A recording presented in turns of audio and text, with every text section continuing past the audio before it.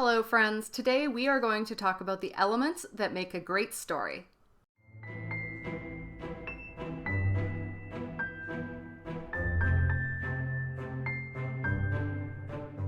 So, if you tuned into my live stream on Saturday, other than it being a ton of fun, thank you Pei for joining me, I also might have mentioned that I would be doing a video on queries next. That, however, will need to be delayed a week or two just due to my workload in other areas. Instead, we are going to be doing part 2 in my series So You Want to Write a Novel, and delving deeper into the elements of a great story.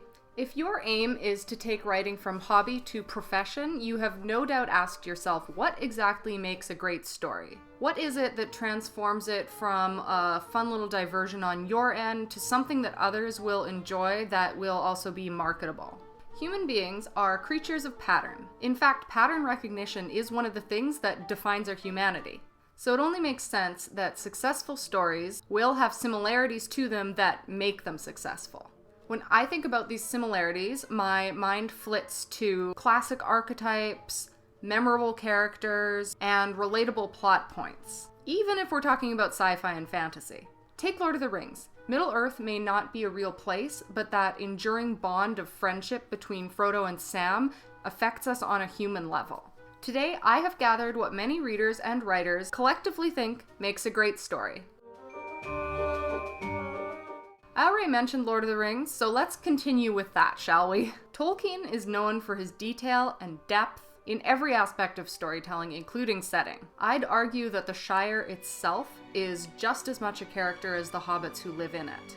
Immersion is incredibly important in any novel. I mean, it's kind of the point of reading. You want to draw your reader in and convince them to stay.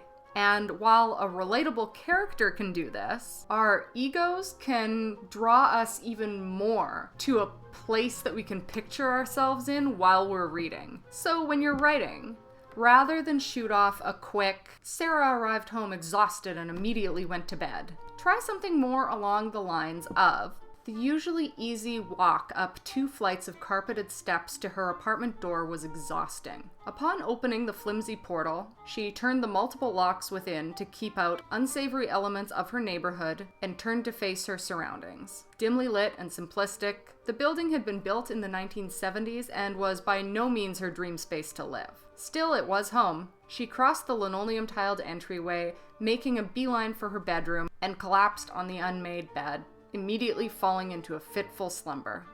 Pointing out elements of Sarah's surroundings even tells you a bit more about Sarah herself. Never avoid a good chance to characterize your settings.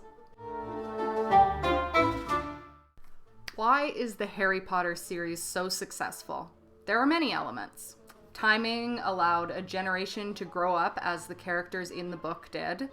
The school houses created a feeling of team loyalty among readers, but most importantly, the archetypes of its characters give each reader someone to relate to. How do you create a relatable character? A good place to start is these archetypes.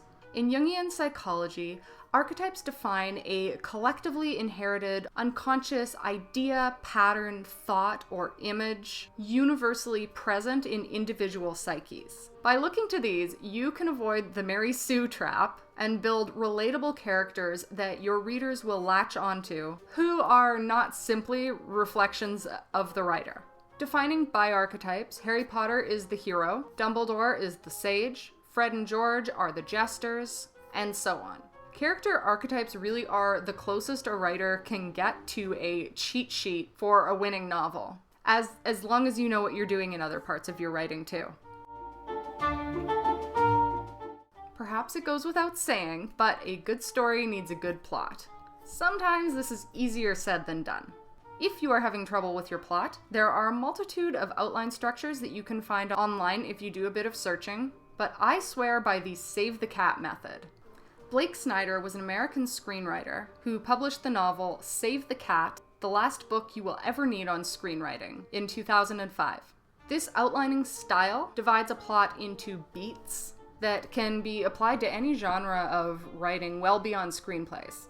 This method starts by dividing your story into acts, and then those acts into scenes.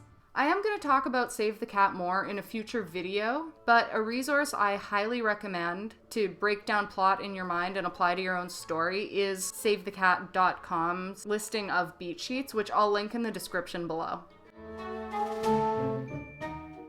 No, we're not talking about writing a fevered elementary school paper about what we want for Christmas. The scene I've been waiting for all my life. Sorry, couldn't help it.